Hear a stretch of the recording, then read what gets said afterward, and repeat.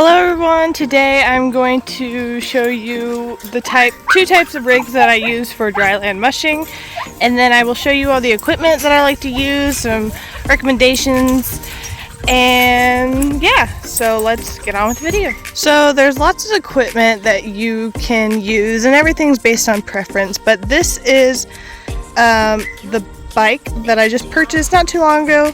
And this will be my first year trying bike touring. So this is the bike I got. I got it at Fleet & Farm, but you can get it, I've noticed that there's ones that are at Shields or Bass Pro that you can look into, but this is a fat tire bike, the Mongoose, and I think I paid $3 something for it. It was on sale. So this is what I will be using for bike touring. And then this is my kick bike that I bought last year. This is, I don't remember what type it is, but I paid about $700 for it. And so this is what I use for scooter touring. And I usually run 2 dogs with it. I've tried 3, but it's best to use at least 1 or 2 dogs. Same with the bike touring.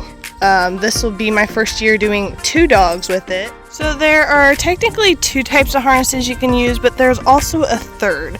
So this is what you would call a wheel dog harness. It helps the dogs, usually the dogs on the back, towards your sled or your quad. Technically these dogs will get the wheel dog harnesses. Not all the time, every musher and every trainer is different, but typically I like to use the wheel dog harness for my dogs in the back. It just gives them a better ability to pull and it's not straining them. This is the second harness that I use mainly. This is a standard harness, just a standard X-back, comes all the way back and you'll clip the dogs there. I usually use this for racing my dogs and for training runs and everything. And then you got something called an urban harness, which technically you can use in racing. It's not ideal, but lately the long distance dogs I've noticed are wearing a type of harness like this. But this is what I use for walking my dogs or if we're going out of town for something and I want them just to be more secure. This harness I got at Alpine Outfitters. They sell tons of equipment from harnesses to sled equipment to lines, gang lines, anything possible you can think of. But typically I like the way this is formed on my dogs. It's not straining them. I have a good hold of them. They're not going to slip out of their harness. Clips right here where their neck is and clips here in the back.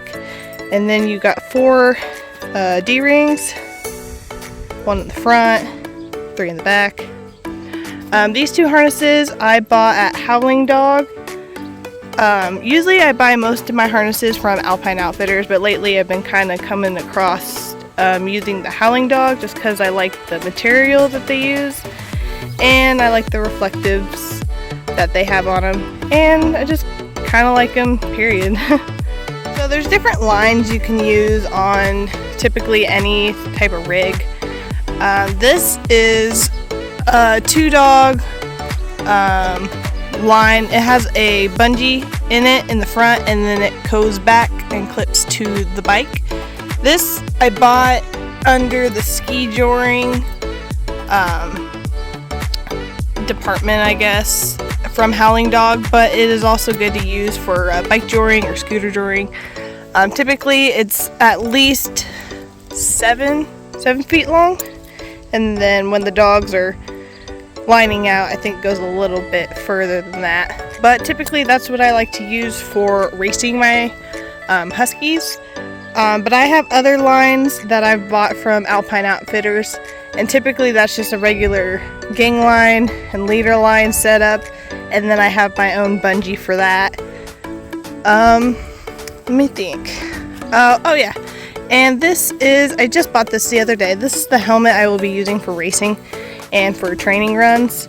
It's a burn helmet, Brentwood 2.0. I just bought this the other day. I've heard lots of good reviews on them, and it was on sale.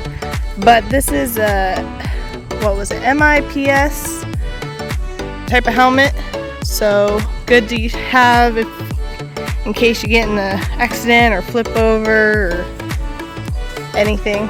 And then last thing on my list to talk about today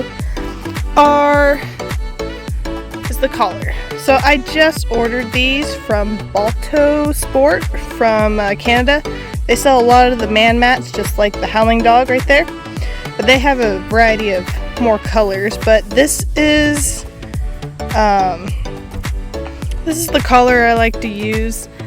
I like it because it's got your O-ring out here, or your D-ring, and it extends out, so when the dogs are pulling, it's not up against like a normal collar where you got your D-ring or your O-ring right here. This is a non-slip type of collar, so they can't wiggle out of it, and it's easier to hook the dogs up, and it won't strain their neck when they're pulling. And then this is what you would typically use, is called a neckline, and this will clip right there to the dog's collar. And usually your leaders, well, I guess any type of section in the gang line, all the dogs will have a neckline, but this is a leader neckline, so the other dog will get clipped on the other side, and that way you got your leaders together up in the neck while their tug lines are connected to their harness. So yeah, that's about all the equipment I use for my sled dogs for racing. This is pretty much the Dryland setup for right now. I'll probably make a video later in the year when it starts getting cooler on the equipment I use for dog sledding, including the sled, the lines, the harnesses, and all that cold weather gear that I like to use. So if you enjoyed this video, and if you have any questions, and all of this I will have links in the description if you want to check them out. And thank you for watching. Bye!